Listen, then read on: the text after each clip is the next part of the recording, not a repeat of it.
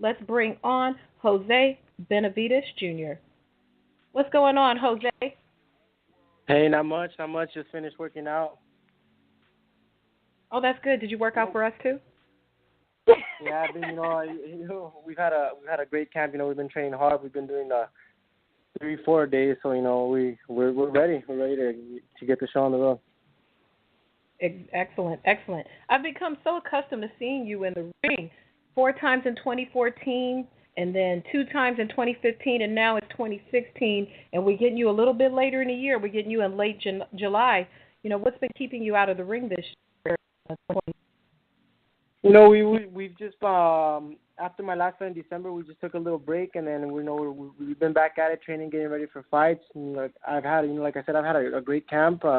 Been here in California for 5 months now, I want to say. So we've been getting ready. We're ready to show everyone how we've been training. Like I said, we've been working hard. We've been getting great sparring in as well. I also worked with Postol. I sparred Postol not too long ago, a couple weeks ago.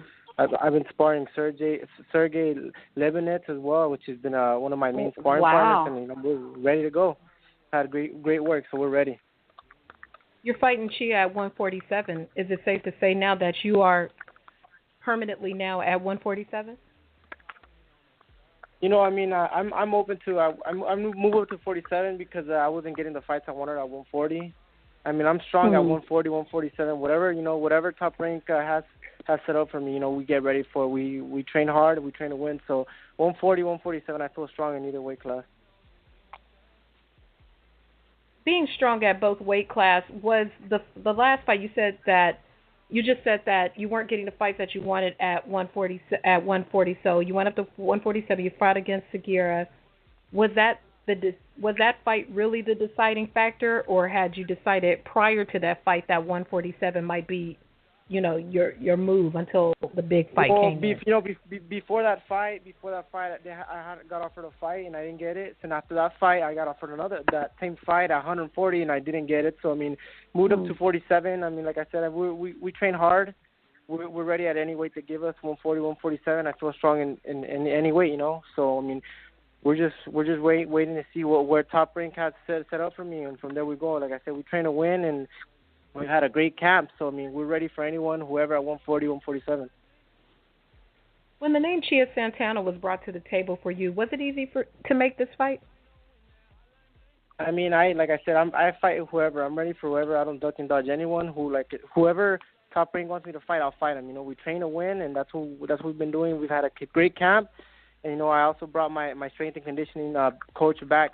We've been working with him for a while. Our last couple of fights, he hasn't been with us due to the fact that he moved states, but we got him back for this fight. His name is Jeandra, and he's my strength and conditioning, and I feel stronger than ever. I feel ready, and I'm ready to give the fans a good show. All right. So, look, do you think this is a must-win situation for you, meaning, is this put up or shut up, sink or swim? Is your career depending on this fight? It's on pay-per-view. It's a huge fight for you. It's a huge fight for me. Is this what's going to make it or break it? It's a huge fight for me, and every fight for me, I see it as a big fight. Every fight, you can't take any fighter lightly, and this fight, I'm getting the chance to fight in pay-per-view. So, like I said, we've been training extremely hard for this fight. I feel ready. I'm gonna end the night victorious. I feel confident. I feel like I'm the stronger, bigger guy, and we're gonna win. We're gonna win that night. So we're ready. I read an article being ready for this fight. I read an article that there was Michelle DeRocco when he was your mandatory, and they ended up stripping you because you didn't take the fight. They said it wasn't a duck, but the purse was low, and they wanted you to pay sanctioning fees. Do you have any regrets about not taking that fight? I have no regrets. That guy, I'll beat him any day. Any day. It's just that, like I said, it was a short notice, and we had, I had to barely finish fighting, and they wanted me to do, fly over there, fight over there, and it was just short of notice. I like, taking time to get my camps ready, and I don't like having anything short notice. So like I said, I'll beat that guy any given day of the week. Like I said, when they tell me I have a fight and they give me good enough time, I train to win, and I'm ready to fight anyone. So we don't duck or dodge anyone. So we get ready. When it's time to fight, we get ready to win. You're talking about training to get ready and fighting to win. in the past, I think it's been hard for you. I've seen some interviews. It's kind of hard to get some motivation when you're not fighting the names that you want. It's hard to get up and get that same type of motivation. So do you have that hunger in you for Chia Santana? Is he making you get up and find that motivation again? I mean, it's never harder. It's never harder to, to get motivation to fight. Like I said, I don't take any fighter lightly. Every guy, every guy that goes in the ring has two hands as well, and they can catch you with the lucky shots. I mean, I don't take any fighter lightly. Every time I fight, I train to win, and that's what we were really motivated for this fight, just for the fact, it's going to come out on pay-per-view, and I haven't fought in 5 months, so 5-6 months. So I mean, I'm ready to get back in there and give a great performance. Feel strong, and we're ready to go. Good. Okay, I want to talk about your ability to fight on the ropes. I actually enjoy it. You receive a lot of criticism for it. I don't think it's just a habit. I think it's something you do, and I think it's very strategic. Can you talk to us about your ability to fight on the ropes the way you do?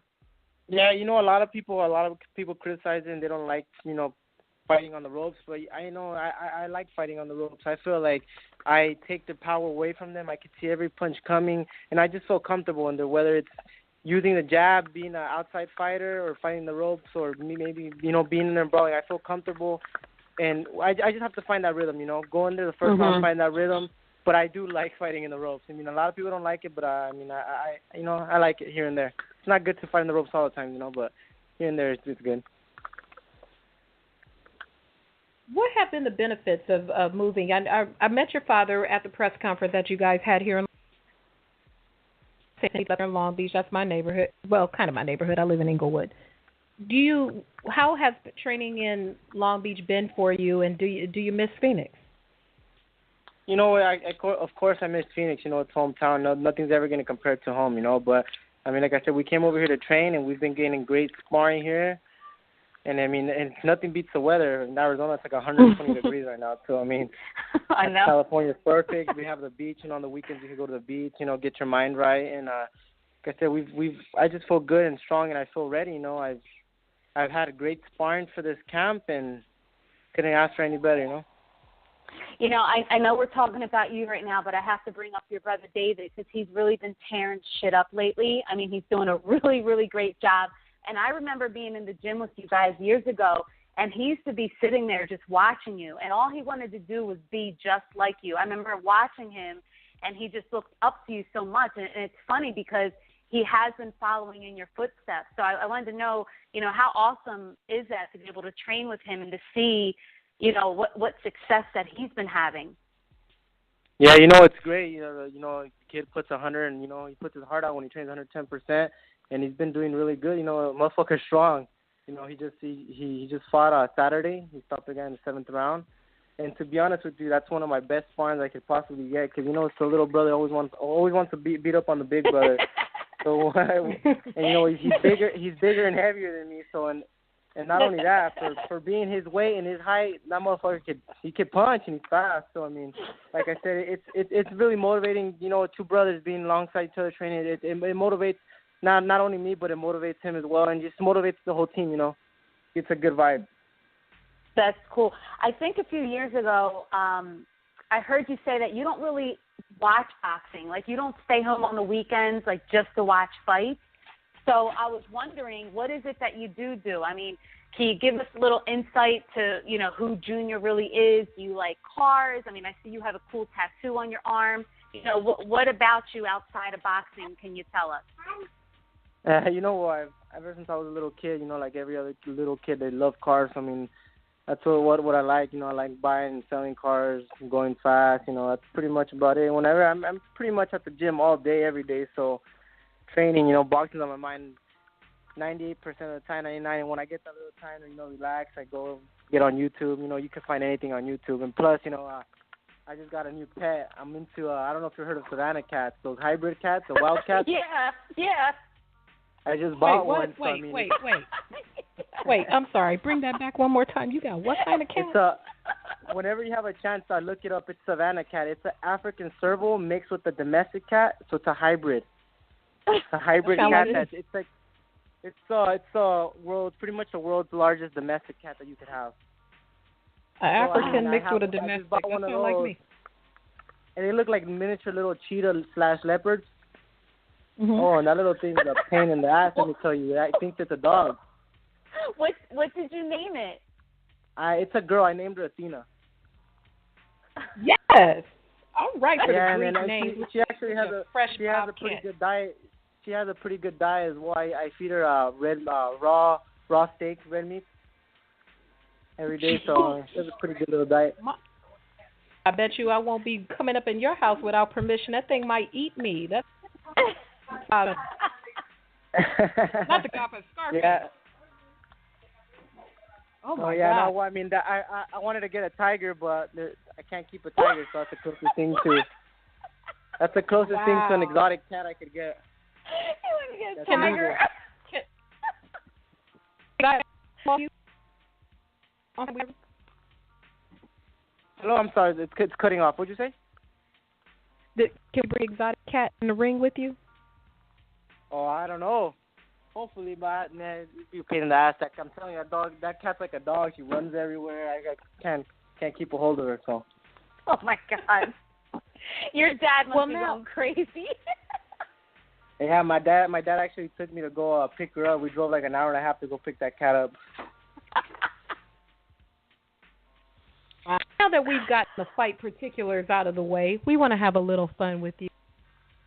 A little called Chin Check. And what that is we're going to read you some statements that people have said about you, and we wanted you to give your response to what these people have said about you because, you know, you look like a nice, sweet boy, and I'm sure you're a very nice guy.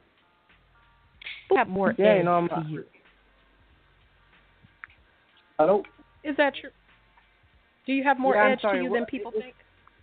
It's kind of cutting off. No, yeah, I mean, when I'm not in the ring or when I'm outside, and I'm a nice guy. You know, I like to meet new people, make new friends. So I'm an outgoing guy, I guess you could say, nice guy.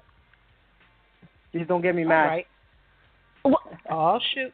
Well, we'll do our best not to. So let's go ahead and we are going to play this game. It's called Chin Check. Let me give you the music.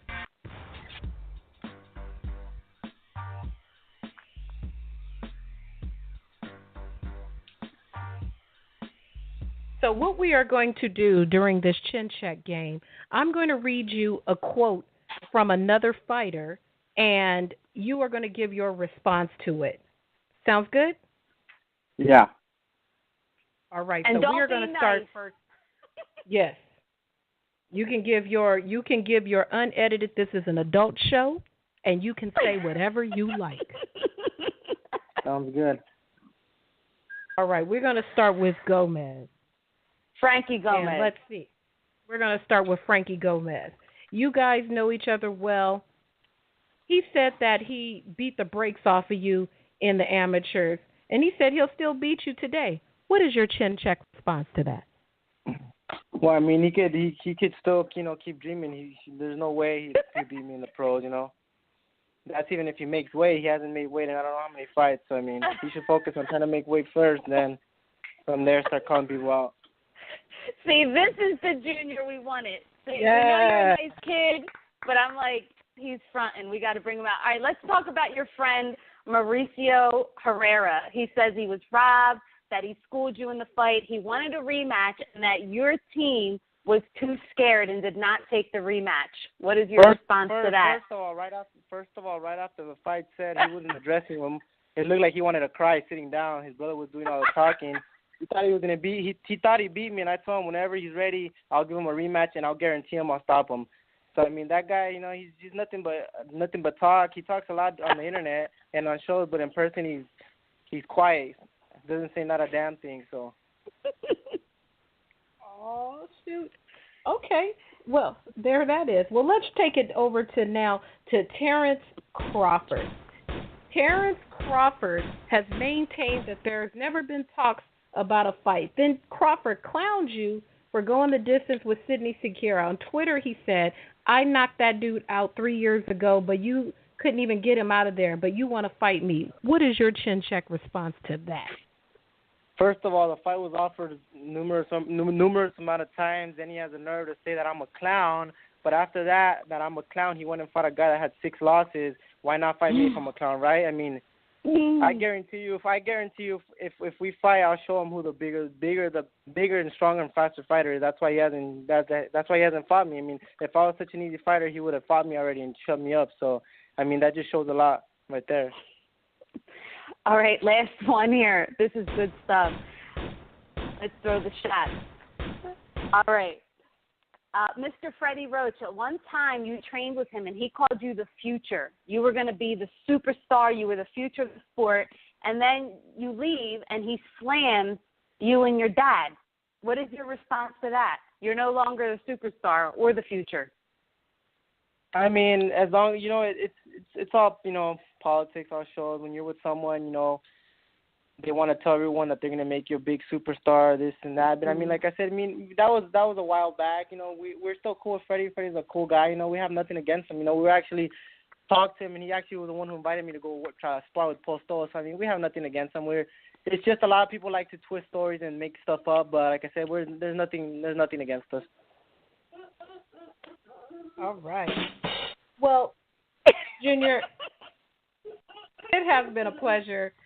I knew there was more to you than meets the eye. Underneath that cool, calm exterior, we knew that tiger was lurking like that cat you had to drive an hour out of town to go pick up this Hellcat. Don't get me mad because I'll let the cat loose on you guys. Nah, I'm just messing with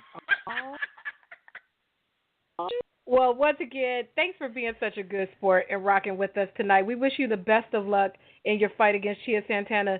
Train hard and viva la raza. For sure, we'll do.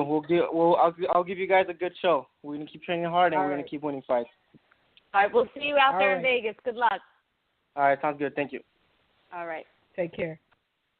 All right, we'll take a quick commercial break, and we're gonna do the fight schedule, and we're gonna wrap it up for the night. Meow.